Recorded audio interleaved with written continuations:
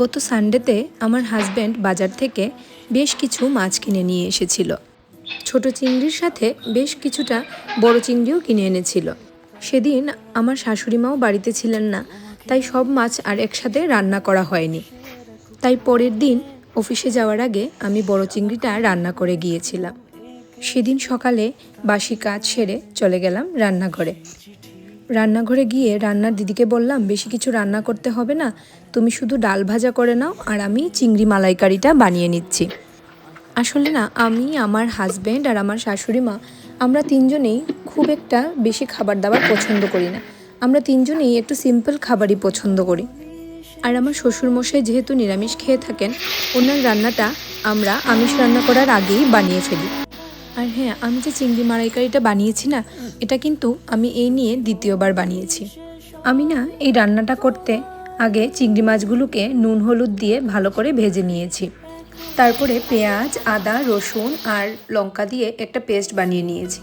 তারপর সর্ষের তেলে শুকনো লঙ্কা, তেজপাতা, গোটা গরম মশলা ফোড়নে দিয়ে সেই পেস্টটা দিয়ে দিয়েছি। সাথে দিয়েছি কয়েকটা টমেটো কুচি, আর সাথে দিয়েছি অল্প হলুদ বাটা আর জিরে বাটা। স্বাদ মতো নুন দিয়ে ওতে দিয়ে দিয়েছি নারকেল বাটা দিয়ে আবারও মশলার সাথে ভালোভাবে কষিয়ে ওর মধ্যে দিয়ে দিয়েছি অল্প চিনিটা না দিলে না টেস্টটা ব্যালেন্স হয় না।